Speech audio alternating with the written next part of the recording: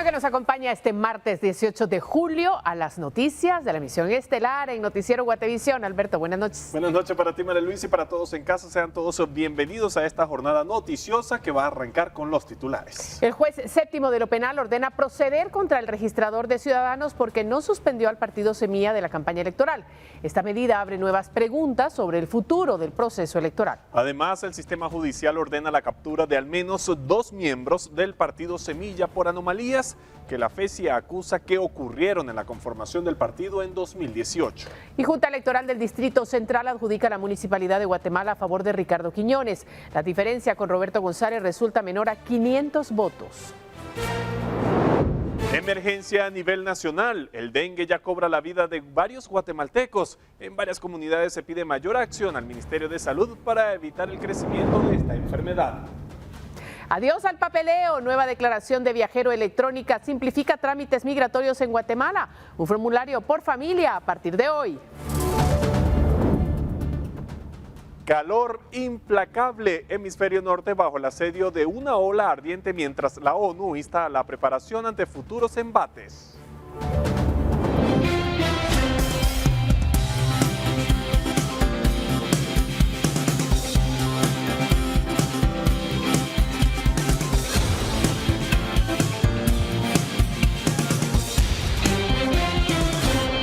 Bueno, usted ya vio que hay muchas noticias y tenemos muchas más en esta emisión estelar de Noticiero Guatevisión. Gracias por acompañarnos, Alberto. María Luisa Gómez y este servidor Alberto Toro Bielma, listo junto a todo el equipo periodístico para arrancar con temas electorales.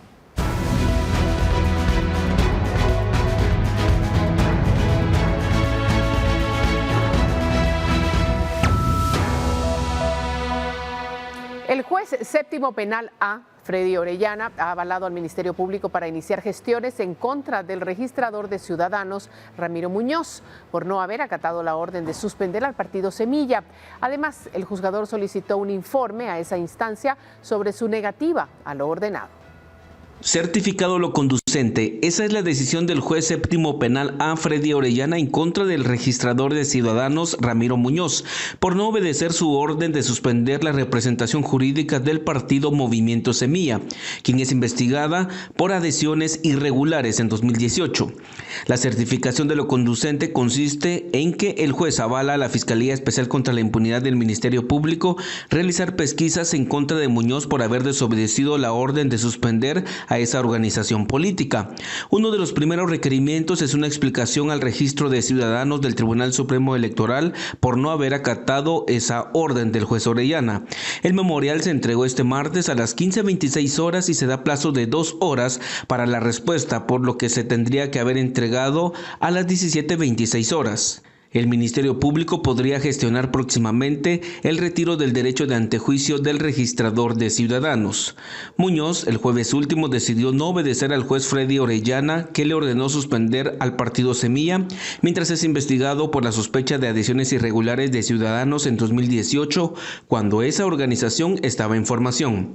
El movimiento Semilla fue amparado provisionalmente por la Corte de Constitucionalidad y por eso se detuvo la suspensión de la personalidad jurídica del partido político, como lo había ordenado el juez Orellana, por lo que se permite la continuidad en el proceso electoral. Además, eso permitió que el Tribunal Supremo Electoral oficializara los resultados de las votaciones del 25 de junio y la segunda vuelta de elecciones presidenciales. El registrador de Ciudadanos el sábado último solicitó a los magistrados del Tribunal Supremo Electoral ausentarse a cuenta de vacaciones, justificando asuntos de índole familiar. El domingo, los magistrados sesionaron y avalaron el permiso, pero el Ministerio Público insiste en las pesquisas mientras está en desarrollo la segunda vuelta de elecciones presidenciales. Reportó Edwin Pitán. Bueno, y se confirma la captura de una militante del partido Semilla y otra persona más por la investigación de adhesiones irregulares a esa organización política durante su conformación. Este martes se confirma que desde la semana pasada el juez séptimo penal A, Freddy Orellana, ordenó la captura de Cintia Rojas del partido Movimiento Semilla y Jaime Gudiel Arias. Según una investigación de la Fiscalía Especial contra la Impunidad del Ministerio Público, ambos están vinculados a las adhesiones irregulares que se detectaron en esa organización política, algunas de ellas de 2018. Las vinculaciones de Ciudadanos al Movimiento Semilla fueron durante el proceso de formación de ese partido político. Se necesitaban 25.115 adhesiones para formalizar ante el Tribunal Supremo Electoral. Asimismo, por estos casos, una persona denunció en julio de 2022 que su nombre apareció en los listados de adhesiones con firma falsa. Él no autorizó vinculación alguna, según las autoridades. Rojas sí pertenece al Movimiento Semilla, mientras que esa misma organización denunció a Gudiel Arias por las irregularidades que señala la FESI. El secretario general del ya constituido partido político, el señor Bernardo Arévalo, presentó una denuncia en contra del señor Jaime Gabriel Gudiel Arias. Rojas ha militado en el partido Semilla y se postularía para una diputación por el Distrito Metropolitano, pero cuando surgió la denuncia del caso desistió de conseguir esa candidatura. Hace 7 días el juez Orellana ordenó la detención de Rojas y Gudiel Arias, pero hasta el momento la Policía Nacional Civil no ha podido encontrar a los señalados. Reportó Edwin Pitán. Bueno, y luego de que el juez séptimo certificara lo conducente en contra del director del Registro de Ciudadanos, el Ministerio Público solicitó a esta dependencia un informe acerca de si se cumplió con la orden de suspender al partido Semilla. Sin embargo, la registradora en funciones, Eleonora Castillo, debido a las vacaciones del registrador Ramiro Muñoz, le respondió al MP que la Corte de Constitucionalidad otorgó un amparo provisional que provoca que la orden del juez no tenga efecto, por lo cual no suspendieron al partido. Además, recalca que hay amparos aún pendientes de resolver sobre este tema. Mientras tanto, el partido Movimiento Semilla enfrenta diferentes batallas legales. Hoy su equipo legal presentó una queja ante la Junta Disciplinaria del organismo judicial en contra del juez séptimo Freddy Orellana por una resolución que carece de fundamento legal y que constituye una falta gravísima que busca alterar el orden democrático del país. Así lo señaló el personal de comunicación y enfatizó que dicho juez no ha actuado de manera imparcial. Asimismo, se presentó una queja en contra de la presidenta de la Corte Suprema de Justicia, Silvia Patricia Valdés, por haber tratado de variar las formas del proceso electoral de manera unilateral, lo indicó el equipo legal. Y este martes, el Foro Guatemala emitió un comunicado en el que respalda a los funcionarios que están haciendo prevalecer el orden constitucional y que podría ser objeto de una persecución judicial arbitraria. Recordó nuevamente que la ley electoral y de partidos políticos es muy clara en el artículo 92. No podrá suspenderse un partido luego de la convocatoria a una elección y hasta que ésta se haya celebrado. En ese sentido, la Corte de Constitucionalidad otorgó un amparo provisional que debe ser acatado por funcionarios del Tribunal Supremo Electoral. En el comunicado también se enfatiza que la segunda vuelta electoral debe realizarse el próximo 20 de agosto entre los candidatos que el Tribunal Supremo Electoral certificó como ganadores de la primera vuelta. Convidex, la terapia combinada para bajarle inmediatamente al estrés, presenta. Bueno, y en 3 semanas los candidatos presidenciales priorizan su salida en las redes sociales antes que las actividades presenciales de campaña, como en mítines y caminatas. ¿Qué papel juegan las plataformas digitales en este balotaje? Aquí el análisis.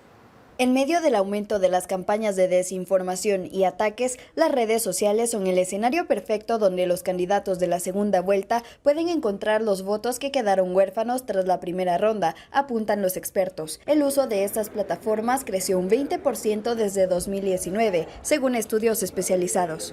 En términos de figura pública, o sea, de cómo me van a conocer, de cómo me pueden hablar, de cómo me van a alcanzar.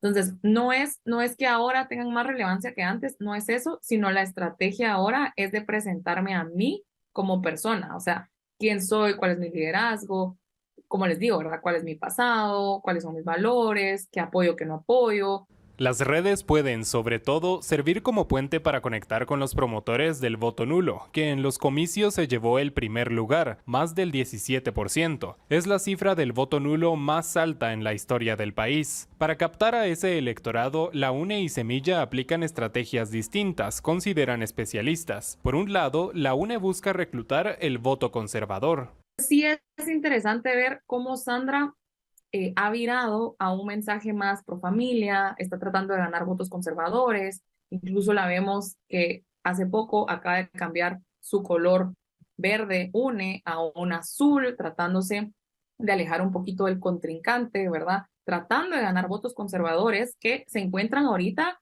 perdidos un poco dentro de la elección que tienen que tomar, porque sus posturas ideológicas no están representadas en la segunda vuelta.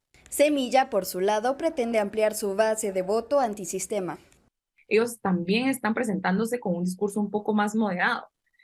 A diferencia de Sandra, Semilla, por todo el contexto político en el que estamos, está adoptando un mensaje más como seamos el cambio, votemos diferente, anímate, ¿verdad? O sea, están tratando de apalancarse y de capitalizar ese voto que tiene el hartazgo de la política. De acuerdo con la misión de observación electoral en Guatemala, Torres domina la conversación en las redes sociales. Un informe del 4 al 11 de julio revela que la aspirante acaparó el 71% de las menciones en Twitter, Facebook y TikTok, mientras que Arévalo ocupó el 29%. Para Noticiero Guatevisión, Fátima Herrera y Carlos Kestler. Convidex, la terapia combinada para bajarle inmediatamente al estrés, presentó. Y durante los primeros días de esta segunda contienda digital, Sandra Torres, candidata presidencial de la Unidad Nacional de la Esperanza, se enfoca en promover 3 mensajes clave en sus redes sociales, destacando su presencia en la red social Facebook.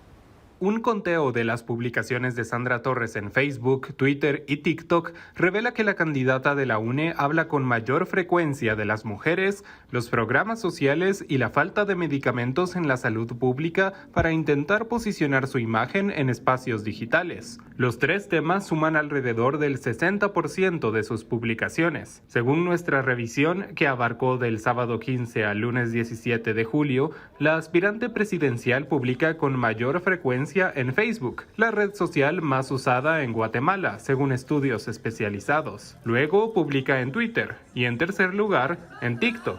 Solo en Facebook, Torres se dedica a promover políticas dirigidas a las mujeres, a defender la libertad religiosa de empresa y la propiedad privada y a posicionar los programas sociales que funcionaron en el gobierno de su ex esposo Álvaro Colom. Esta es su plataforma estrella. Según la misión de observación electoral en Guatemala, en Facebook, Torres supera las interacciones de Arévalo. Del 4 al 11 de julio logró más de 90,000 interacciones, contra 36,000 de Arévalo. En Twitter y TikTok, la presidenciable de la UNE mantiene una tendencia similar en el contenido de sus publicaciones, con la distinción de que en Twitter ocupa más mensajes para responder a sus críticos, mientras que en TikTok también muestra contenido personal, como sus gustos en música y comida. En estas plataformas, Sandra suma menos interacciones con los usuarios que Arévalo. Tuvo 140,000 menos en Twitter, por ejemplo.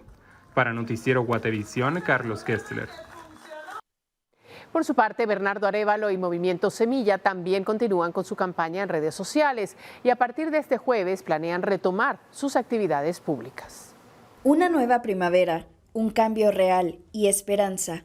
Estas son las palabras que más suenan en la campaña electoral de Movimiento Semilla. Luego de 3 días en una gira por la región de occidente del país, esta semana sus actividades han sido privadas, pero sus contenidos en redes sociales han continuado. En Facebook, el partido comparte videos que resumen sus primeras visitas en la segunda vuelta electoral, momentos en los que el binomio interactúa directamente con la gente y convocatorias a mítines políticos. En Twitter, además de fotografías que muestran la concentración de simpatizantes en los lugares visitados, han publicado breves videos e imágenes históricas de Juan José Arévalo Bermejo, padre del candidato presidencial, en 1994. En esta red social también comparten publicaciones de sus simpatizantes y señalan la circulación de contenidos desinformativos. En TikTok, además de transmitir videos en vivo, han compartido resúmenes de su gira por el occidente del país y reafirman que las elecciones se deciden en las urnas, no en las cortes. Solo en los perfiles analizados, Movimiento Semilla cuenta con más de 716,000 seguidores,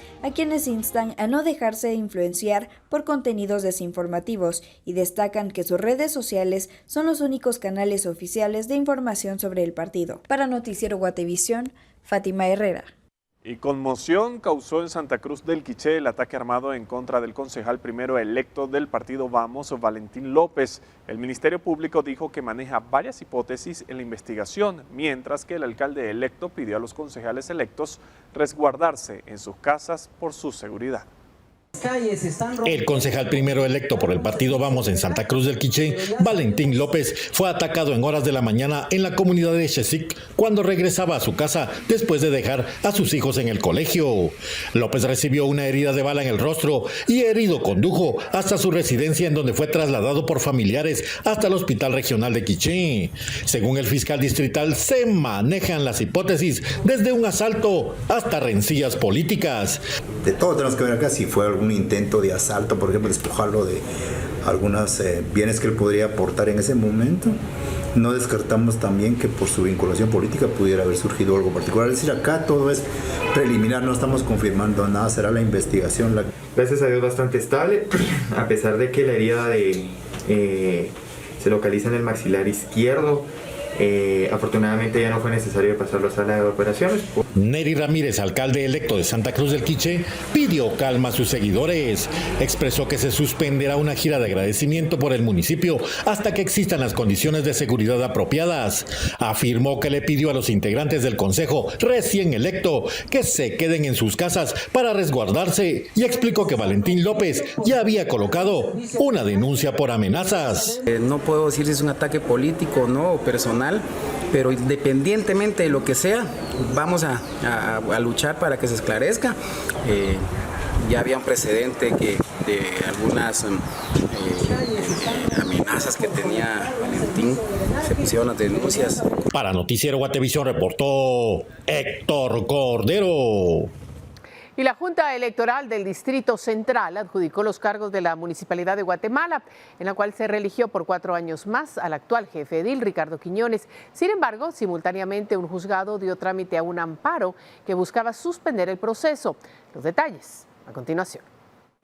En medio de acciones legales que buscan frenar la oficialización de resultados, la Junta Electoral del Distrito Central adjudicó los cargos para los miembros del Consejo Municipal de la Comuna Capitalina, con lo que se confirmó la reelección de Ricardo Quiñones como jefe edil por 4 años más. La oficialización de resultados se confirmó este martes, aunque la Junta lo hizo el lunes, donde se estableció que Quiñones logró una ventaja de 423 votos sobre Roberto González del partido Creo. Con estos resultados, la coalición Valor Unionista tiene en el Consejo Municipal a Quiñones, así como a los concejales Víctor Martínez, Alessandra Galio y Kevin Aldana, así como a los síndicos Carlos Soberanis, María Elena Cruz y Alejandra María Paiza Mayoa. Mientras tanto, el partido Creo logró el ingreso de los concejales Richard Lía Bularach, Alejandro Zelaya e Ismael Pineda. En el caso de la coalición Semilla, URNG Maíz y Winac, logró el ingreso de los concejales Ninochka Matute, así como Óscar Girón. Por su parte, la UNE logró que se integrara a Javier Antonio Coro Figueroa, hijo del exalcalde de Santa Catarina Pinula y candidato a alcalde capitalino Tono Coro. Sin embargo, mientras la Junta oficializaba los resultados, el partido Creo presentó en el juzgado 13º del ramo civil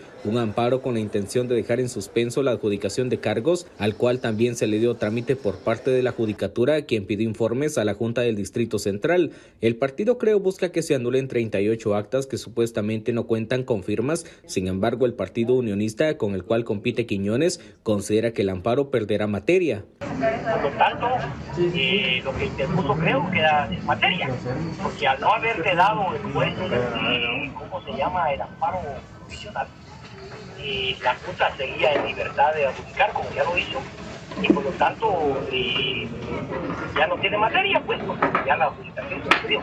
Tras la oficialización de los resultados, únicamente caben los recursos de nulidad que son competencia de resolver para el Tribunal Supremo Electoral, informó para Noticiero Guatevisión Henry Montenegro. Y hablando del panorama electoral, hoy tenemos una nueva emisión de Decisión Libre 2023. Y por eso ya está con nosotros Alejandra Álvarez para que nos cuente quién llega hoy al programa. Buenas noches, Alejandra. ¿Qué tal, María Luisa Alberto? Qué gusto acompañarles de nuevo para contarles qué tenemos preparado para esta noche. Hoy nos acompañan 12 diputados electos. Se trata de Samuel Pérez, él es actual diputado al Congreso de la República por el partido Semilla y ha sido reelecto para la siguiente legislatura. Y también Julio Héctor Estrada, él es diputado electo por el partido Cabal. Con ellos hablaremos de cómo puede ser funcional un Congreso de la República en el contexto en el que nos encontramos actualmente de cara a la segunda vuelta electoral, pero también de la propuesta legislativa que cada partido lleva. Así que no se lo pierdan, la cita es hoy a partir de las 22:15 horas. Los espero y recuerden utilizar el hashtag Decisión Libre 2023. Alberto, María Luisa. Gracias, Alejandra. Sí, pendientes entonces, la invitación está hecha. Y nosotros vamos a continuar con más información porque Roxana Valdetti, ex vicepresidenta de Guatemala, no se presentó este martes al juzgado de mayor riesgo B, donde procedería a aceptar los cargos en el caso de corrupción denominado cooptación del Estado debido a una situación médica. Según se conoció, Valdetti no asistió al juzgado y se excusó por una cirugía a la que fue sometida recientemente. La jueza Eva Recinos pospuso la audiencia de petición de aceptación de cargos para el próximo 16 de agosto. El 12 de julio pasado, la ex vicepresidenta solicitó al juzgado de mayor riesgo B que le permitiera someterse a la aceptación de cargos en el caso de corrupción denominado cooptación del Estado. Y en otras noticias, en Génova, Quetzaltenango, la Policía Nacional Civil, con apoyo de Interpol, detuvo en flagrancia a un hombre de 34 años vinculado a una red de distribución de pornografía infantil. La Fiscalía contra la Trata de Personas, en colaboración con la Fiscalía Regional y con el apoyo de la Policía Nacional Civil, realizó un allanamiento en una propiedad ubicada en ese municipio. No se descarta que el detenido sea el presunto líder o miembro de una red internacional de pornografía infantil que opera en el suroccidente del país. Además, la Fiscalía está investigando otros casos en los que la población ha alertado sobre individuos que se cree reclutan jóvenes para su explotación sexual. Desde enero hasta la fecha, la Fiscalía ha logrado detener y presentar ante los tribunales a supuestos agresores sexuales. Y en sucesos, un motorista fue víctima de un ataque armado por hombres que lo interceptaron en la 38 calle y séptima avenida de la zona 3 de Guatemala. Vecinos del sector alertaron a los bomberos municipales luego de escuchar varias detonaciones en la cinta asfáltica. A la llegada de los cuerpos de socorro, constataron que ya no contaba con signos vitales por la gravedad de las heridas de bala. Al lugar se hicieron presentes familiares para reconocer el cuerpo, como también la Policía Nacional Civil y el Ministerio Público para las diligencias del caso. Y un trágico accidente de tránsito cobró la vida de un motociclista en la calzada Atanasio Tzuli, 45 calle, zona 12 de Guatemala. Los bomberos municipales acudieron al lugar tras recibir llamadas de testigos que informaron sobre el fallecimiento de una persona en el sitio. Los equipos de emergencia señalaron que se trató de un hombre de 32 años de edad, quien era pasajero en la motocicleta. El conductor de la moto recibió atención en el lugar por heridas leves y crisis nerviosa.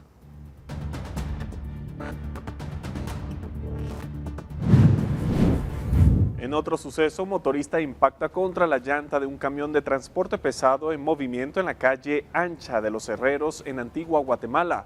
La cámara de seguridad captó el momento donde el conductor del vehículo de 2 ruedas pierde el control de la motocicleta e impacta contra las ruedas del camión. Según los cuerpos de socorro, el hombre tuvo que ser trasladado a la emergencia de un centro asistencial con varias heridas.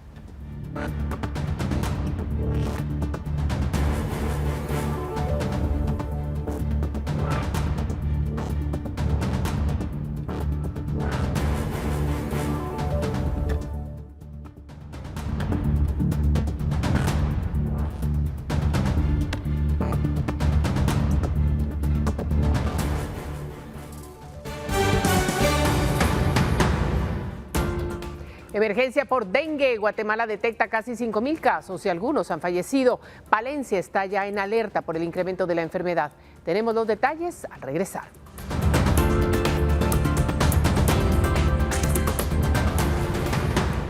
Continuamos con más información y presten mucha atención porque en Guatemala se han registrado casi 5.000 casos de dengue, de los cuales 5 personas lamentablemente han fallecido.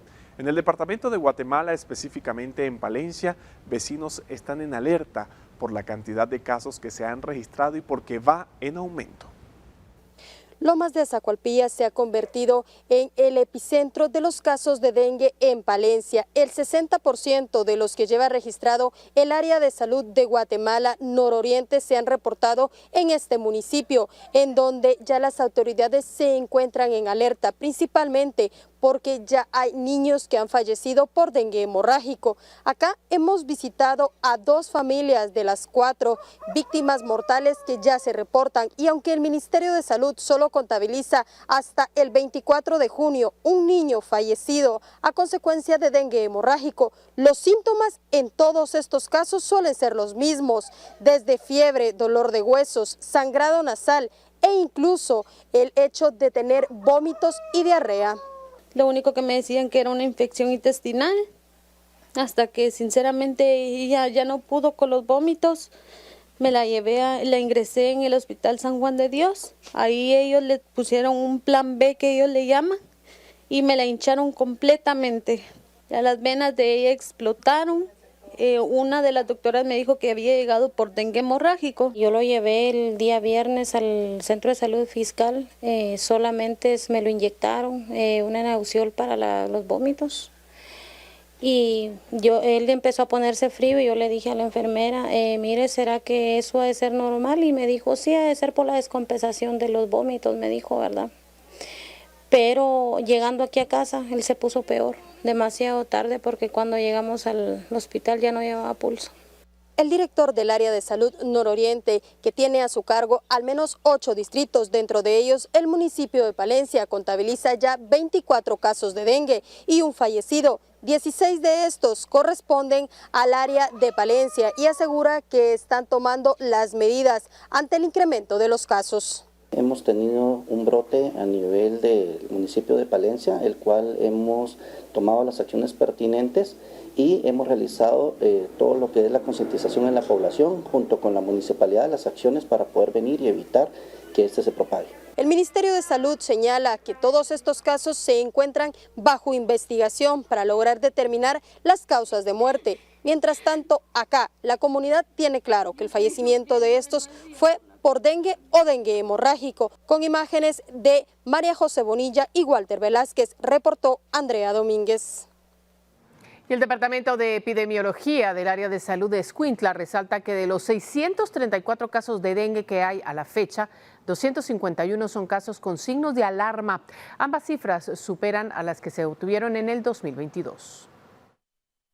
La epidemiología del área de salud de Escuintla resalta que de los 634 casos de dengue que hay a la fecha, 251 son casos de alarma. Ambas cifras superan las que se tuvieron en el 2022. Actualmente hemos encontrado con signos de alarma 251 casos, de los cuales comparados, ¿verdad?, con 54 del año anterior. Entonces sí, bastante complicados para este año, y eso es lo que hemos dado, esa alerta epidemiológica, solo en el CODEDE, sino que también en cada uno de los municipios han dado esta alerta. Según ha indicado el personal de salud, lo que causa mayor alarma es el hecho que el departamento circulan los 4 serotipos virales del dengue. Eso pues es lo que hace que haya un riesgo de que tengamos dengue hemorrágico. Estos casos han sido bastante notorios. Hemos tenido 4 casos complicados y de los cuales 3 han fallecido por dengue hemorrágico, y esto pues definitivamente pone en mucho riesgo a toda nuestra población. Los casos se reportan en los 14 municipios y ante el brote del zancudo transmisor se pide a la población eliminen recipientes donde se acumula agua. Importante en los charcos, las llantas, las macetas, es decir, debemos evitar eso, pero también debemos tomar en cuenta los síntomas que una persona pueda tener, que va desde fiebre, escalofrío, dolor muscular, puede haber dolor abdominal, malestar general, es decir, los síntomas son muy comunes y que muchas veces pueden confundirse. No nos automediquemos, principalmente con los niños. Para Guatevisión, Carlos Paredes.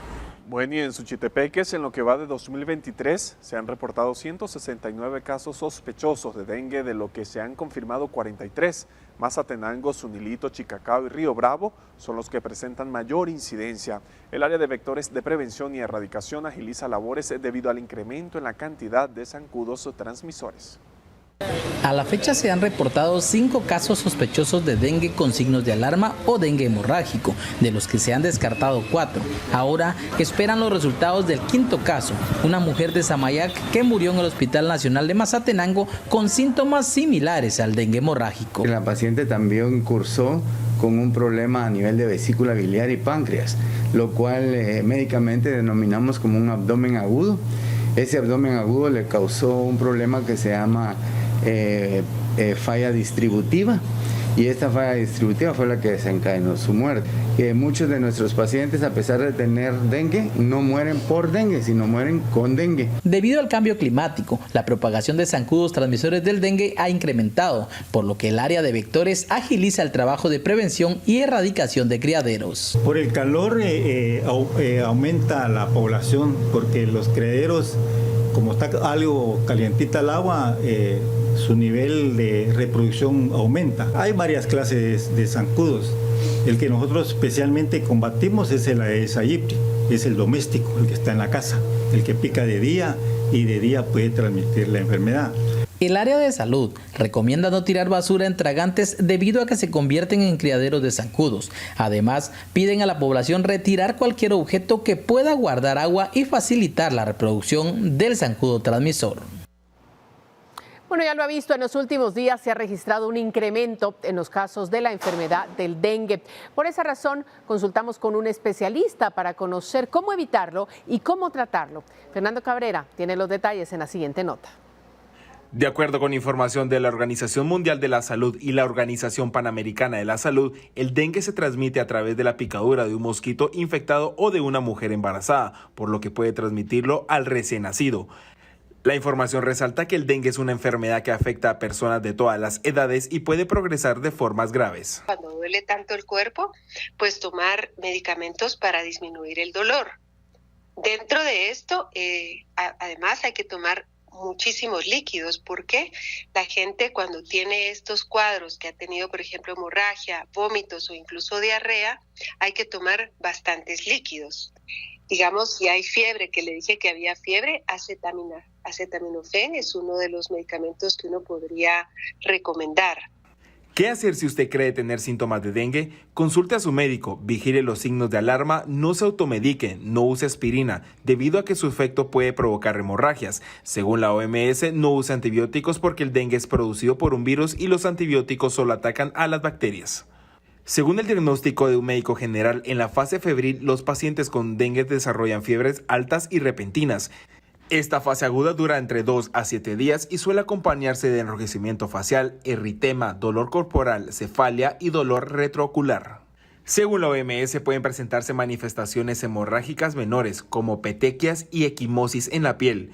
Problemas que pueden presentarse en la fase febril, deshidratación, la fiebre alta puede asociarse a trastornos neurológicos y convulsiones en los niños pequeños. Según la especialista, existe una vacuna con licencia en algunos países con el cual se puede prevenir el dengue. La misma es para las edades de entre 9 a 45 años. Es una vacuna que ya tiene licencias para ser utilizadas en algunos países en personas de 9 a 45 años. Y esta vacuna la recomienda la OMS en personas que han tenido previamente dengue. Para evitar la reproducción de zancudos transmisores del dengue, Casali recomienda evitar la recolección de agua en recipientes al aire libre, como macetas o botellas. Agrega que se deben cubrir adecuadamente los tanques o depósitos de agua para mantener alejados a los mosquitos, evitar acumular basura y tirar los desechos en bolsas de plástico cerradas es otra de las recomendaciones. Reportó para Noticiero Guatevisión Fernando Cabrera. Y las instituciones gubernamentales y no gubernamentales del sistema Conred están en alerta naranja institucional en Huehuetenango debido al fenómeno del Niño, que podría aumentar los incendios forestales y el hambre estacional. La falta de lluvia en la región preocupa, ya que no es suficiente para cultivar la tierra. Para hacer frente a esta situación, se ha activado el Centro de Operaciones de Emergencia para garantizar una respuesta inmediata y proteger a la población.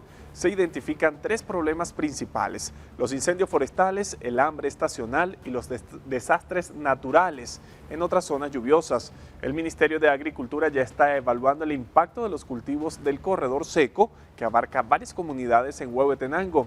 La activación del COE permite contar con recursos y personal para responder eficazmente. Desafortunadamente, los pronósticos del clima no señalan mejoras, sino un agravamiento de la situación, según las autoridades.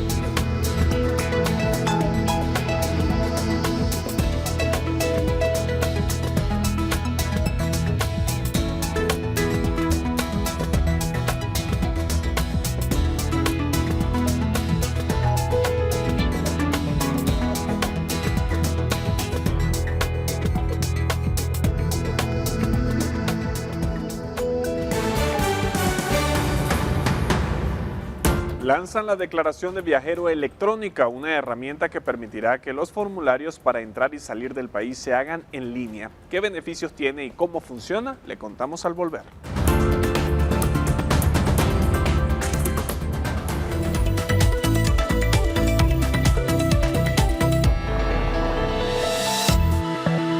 Continuamos con más información. El gobierno anunció que ha nombrado al nuevo ministro de Energía y Minas. Se trata de Manuel Eduardo Aritas Sagastume, quien estuvo a cargo del viceministerio de Energía y Minas, específicamente en el área energética, desde el 16 de enero de 2020 hasta la fecha, periodo durante el cual también fue director suplente ante el Consejo Directivo del Instituto Nacional de Electrificación y comisionado ante la Comisión Regional de Interconexión Eléctrica.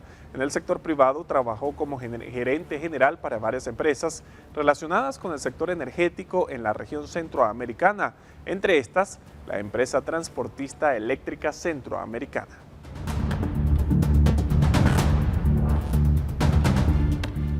Continuamos con más noticias a esta hora de la noche. Nos acompaña ya Paula Osaeta. Porque es momento de que hablemos de dinero. Paula, te saludamos. Buenas noches.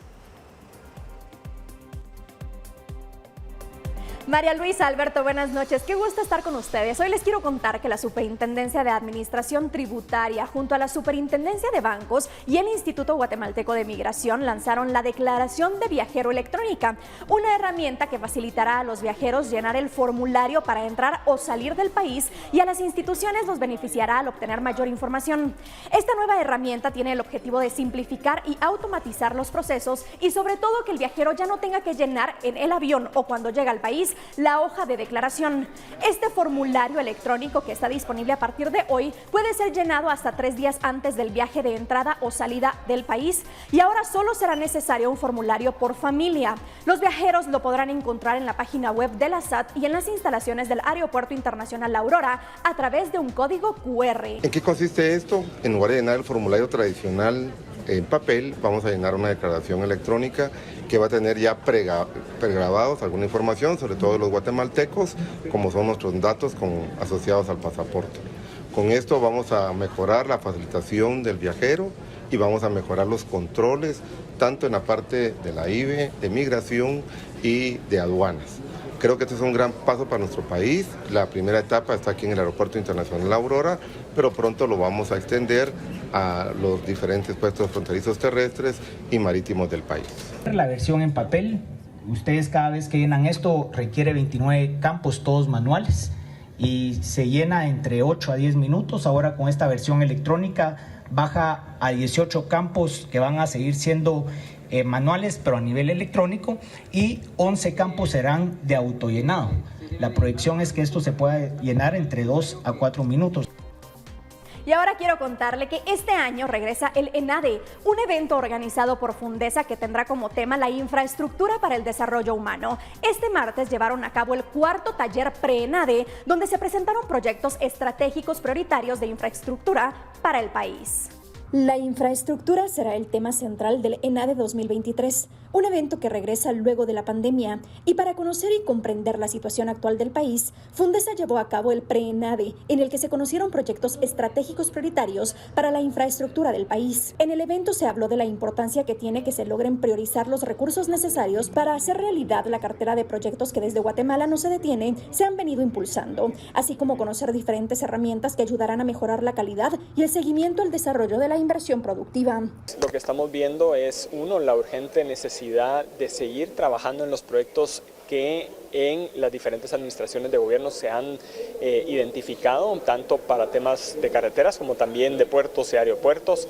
Hay un enfoque muy claro hacia la preinversión que se necesita para todo el esfuerzo de infraestructura que el país tiene, y por el otro lado, en la importancia de un cambio de modelo. En el Congreso de la República está la Ley General de Infraestructura Vial, que ha sido una de las iniciativas que se ha quedado rezagada en la agenda legislativa, por lo que Zapata ve una oportunidad con el cambio de gobierno el próximo año. Guatemala es uno de los países que menos inversión de carreteras por persona tiene en toda América Latina, y eso es parte, digamos, del esfuerzo que tenemos que seguir trabajando como guatemaltecos en cómo poder acelerar la inversión en infraestructura. Hemos visto cómo desde la Municipalidad de Guatemala, a través de la Unidad de Apoyo a Mancomunidades, hay un esfuerzo claro para trabajar con diferentes alcaldías, también lo que Covial está haciendo en reparación de mantenimiento de carreteras, pero eso todavía no es suficiente para la necesidad que tiene Guatemala. Fundesa considera que se debe elaborar una estrategia de largo plazo que identifique las necesidades y priorice las acciones para desarrollar la red vial de una forma coherente y ordenada, con un plan maestro de movilidad y un plan nacional de infraestructura vial. Reentrenar su cerebro para alcanzar los niveles más altos de éxito no tiene por qué ser difícil, y hoy le daré la clave para desbloquear su máximo potencial. Lo primero es aprender a liberar la capacidad total de su cerebro. En lugar de permitir que su mente trabaje en su contra con pensamientos infundados y autocrítica, aprenda a utilizar su capacidad total en cada tarea. Al limitar o eliminar los procesos de pensamiento perjudiciales, liberará los recursos mentales que necesita, lo que le permitirá alcanzar un mayor éxito sin esfuerzo adicional. Debe minimizar los pensamientos y las emociones que trabajan en contra de su mente para optimizar su rendimiento. Utilizar toda la capacidad de su cerebro le hace más rápido, más agudo e inteligente. Cuando liberar su cerebro se convierte en su prioridad, logra una mayor claridad mental, una mayor creatividad y habilidades avanzadas para resolver problemas. Si su objetivo es tener un mayor éxito empresarial, priorice su activo más importante, que es su cerebro. Nos vemos mañana con más en Hablemos de Dinero. Buenas noches. Y la Policía Nacional Civil incrementó los planes de prevención de robos y hurtos en San Marcos debido al pago del bono 14. Se prevé un aumento en la actividad comercial y en los bancos. La Policía Nacional Civil informó que aumentará operativos durante julio hasta el 10 de agosto próximo en cajeros automáticos y bancos del sistema en el departamento de San Marcos. El objetivo es evitar robos por el pago del bono 14.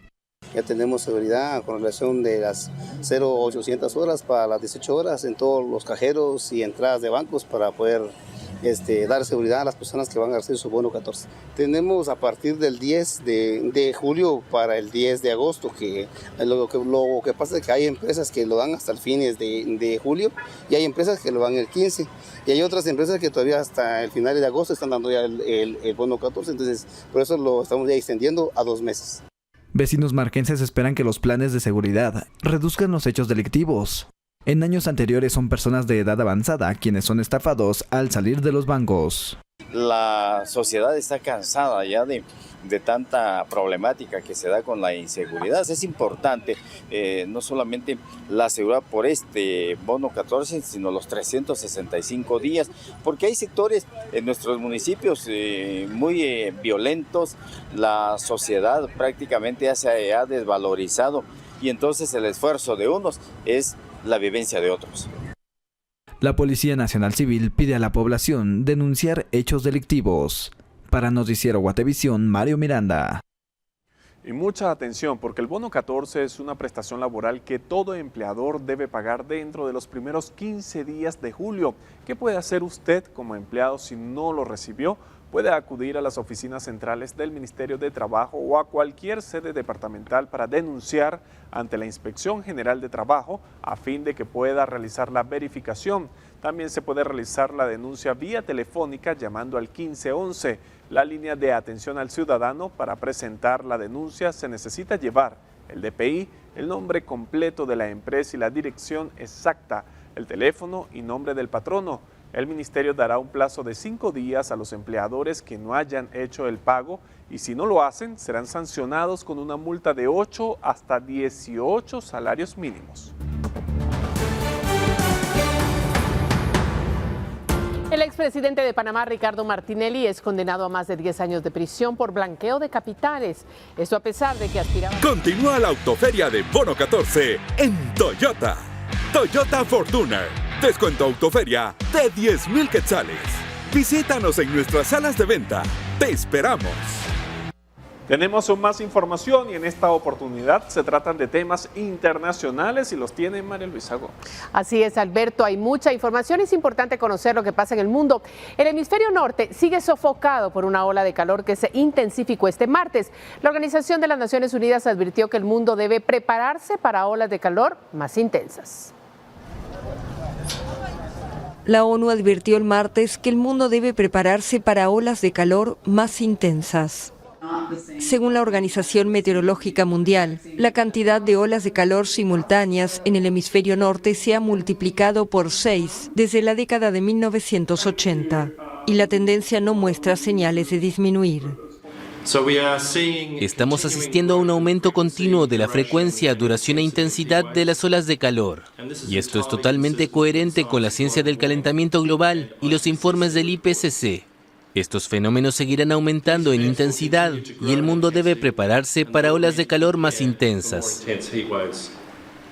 La advertencia de la organización ocurre en momentos en que varias zonas del hemisferio norte experimentan temperaturas sofocantes. Las autoridades sanitarias han emitido alertas por calor en Estados Unidos, Europa y Asia y recuerdan que es necesario hidratarse y protegerse del sol. Comparado con cuando era niño, la temperatura parece unos 5 grados más alta. Si sigue subiendo, me preocupa que vivir en esta ciudad sea como vivir cerca del Ecuador. En lugares tradicionalmente cálidos como Miami Beach, los habitantes también se quejan. Es un infierno, hace calor, un calor de locos. Nunca había experimentado este calor. Según los expertos, Europa es el continente que se calienta más rápido en el mundo. En ciudades como Roma, las autoridades instalaron una treintena de puntos de distribución de agua, que se suman a las 2.500 fuentes de agua potable ya existentes en la capital italiana. Pero además de amenazar la salud de la población, las altas temperaturas contribuyen a la generación de incendios. En España, los bomberos combaten el fuego desde el sábado en la isla canaria de La Palma, donde han ardido unas 3.500 hectáreas. También en Grecia, los bomberos luchaban por segundo día consecutivo contra varios focos cerca de Atenas. La ONU indicó que el aumento de los fenómenos meteorológicos extremos subraya la urgencia creciente de reducir las emisiones de efecto invernadero. Y en otras noticias, búsqueda de sobrevivientes tras un alud que sepultó a una veintena en el sureste de Colombia. El desprendimiento de tierra se registró en la noche de lunes en la carretera que conecta Bogotá con el sureste del país sudamericano, a la altura del municipio de Quetame, en el departamento de Cundinamarca. El alud destruyó un puente vehicular y obstruyó la carretera entre Bogotá y Villavicencio, uno de los principales corredores de carga del país. La tragedia es atribuida a las fuertes precipitaciones que tuvieron lugar en la tarde y la noche de lunes. Bueno, mire, y este navegante australiano y su mascota fueron rescatados por un barco mexicano tras más de 2 meses perdidos en el Pacífico. Se trata de Tim Shaddock, de 54 años, quien había partido junto a su mascota en abril pasado a bordo de un catamarán desde la península mexicana de Baja California. Su meta era realizar un viaje de unos 6,000 kilómetros hasta la Polinesia Francesa, pero su embarcación llamado Aloha Toa se averió tras una fuerte tormenta en el Pacífico Oriental que los dejó a la deriva. Sobrevivieron a base de pescado crudo y agua de lluvia hasta que fueron encontrados por un barco atunero en alta mar. Según Grupo Mar, dueña del buque, estaban a más de 1.200 millas de tierra. En un video difundido por el canal australiano Nine News, Shaddock dijo que ha pasado por una prueba muy difícil y que ahora necesita descansar y comer bien. Y un soldado estadounidense cruzó sin autorización a Corea del Norte este martes mientras realizaba un recorrido en el área desmilitarizada de la península. El incidente ha elevado las tensiones entre Washington y Pyongyang. We believe that he is in the BRK custody. El secretario de Defensa de Estados Unidos indicó que el Pentágono cree que el individuo está bajo la custodia del gobierno norcoreano. Según el Comando de Naciones Unidas, el soldado estadounidense participaba en un recorrido por el área de seguridad conjunta en la zona desmilitarizada, cuando cruzó sin autorización a Corea del Norte. La información fue confirmada por el portavoz del Departamento de Estado. Está claro que voluntariamente cruzó la frontera y que el asunto sigue bajo investigación. Una investigación que se mantendrá las próximas horas y días, dijo el secretario de Defensa, quien en su primera alocución prefirió no revelar la identidad del soldado asignado en Corea del Sur. De acuerdo con información compartida por funcionarios a la agencia AP, el militar enfrentaba acciones disciplinarias. La zona donde ocurrió el incidente ha estado desmilitarizada desde el año 2018. En el área se realizan recorridos turísticos organizados por el Comando de Naciones Unidas. Aunque las fuerzas militares estadounidenses en Corea del Sur confirmaron que el soldado participaba en un tour de orientación. Washington ha acusado en el pasado a Corea del Norte de usar a los detenidos como presas de intercambio. Y hace precisamente un año el Departamento de Estado publicó una advertencia de viaje a ese país y otros, como Venezuela, donde aseguran que los ciudadanos estadounidenses pueden ser detenidos injustamente y usados como rehenes. Jorge Agobián, Voz de América. Bueno, y de regreso a nuestro continente, el expresidente panameño Ricardo Martinelli, que aspira a volver al poder en el 2024, fue condenado este martes a casi 11 años de cárcel por blanqueo de capitales durante su mandato del 2009 al 2014. Condena para Ricardo Martinelli. El expresidente de Panamá recibió una pena de casi 11 años de cárcel y una multa de $19 millones por blanqueo de capitales durante su mandato entre 2009 y 2014. La Fiscalía había solicitado la pena máxima de 12 años de cárcel, que podía ampliarse hasta los 18, por la compra con dinero del Estado en 2010 de la mayoría de las acciones de la editora Panamá América. Según la acusación, la compra se realizó a través de un complejo esquema de sociedades donde varias empresas depositaron un total de casi $44 millones, dinero que provenía del pago de comisiones en obras de infraestructura durante el gobierno de Martinelli. El exmandatario asegura que todo se trata de una persecución política para evitar que pueda presentarse a las elecciones presidenciales de 2024.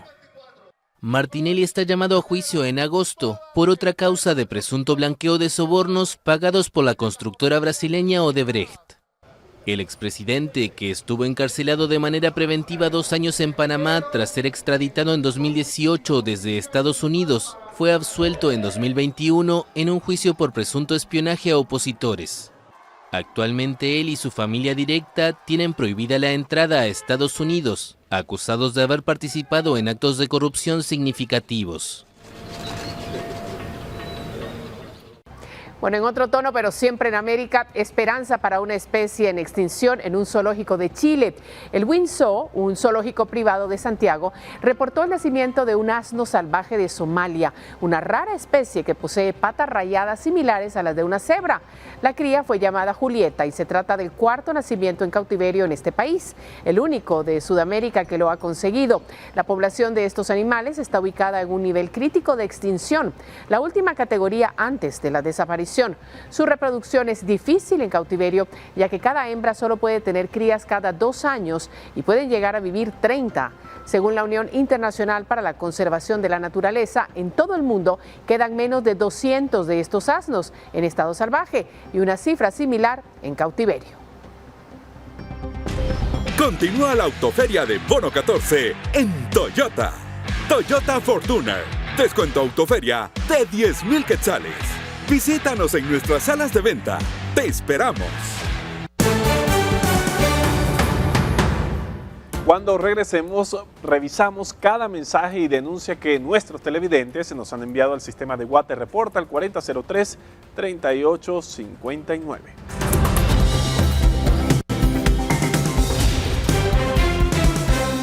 Aquí estamos ya listos para conocer los mensajes que usted ha enviado a través del sistema de Guate Reporta y para eso Alberto Toro ya está preparado. Siempre escriben en redes sociales y preguntando el número del servicio de Guate Reporta, se los voy a dictar a continuación, 4003-3859 para que pueda escalar la información y denuncia que tenga en su comunidad y nosotros poderla compartir con el resto de la audiencia.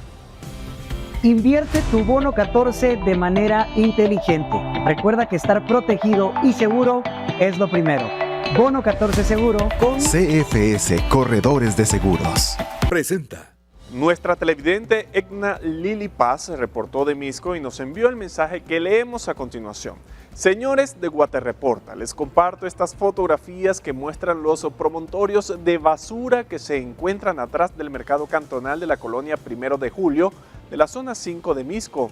El alcalde auxiliar del sector no ha hecho absolutamente nada para mejorar el ornato en el lugar y lamentablemente en varias áreas de la colonia hay acumulación de basura.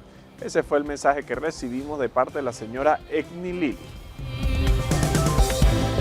Por otra parte, nuestro televidente Héctor Samayoa Recinos nos envió información de los daños que causaron las intensas lluvias que se registraron en las últimas horas, esto en el Acintale en Retaluleu. Vecinos de la parte norte del municipio de El Acintal Retaluleu, luego de que vientos huracanados los afectara la semana anterior, techos de lámina y siembras entre los daños más severos. Ya empezó a volar las láminas, fíjese, y de ahí el airán, mire que cuánto palo botó aquí en la finca. Pues estuvo muy fuerte el viento, casi láminas volaban, otras láminas se partían. Desde Retaluleu para el noticiero Guatevisión, reporta Héctor Samayoa Recinos.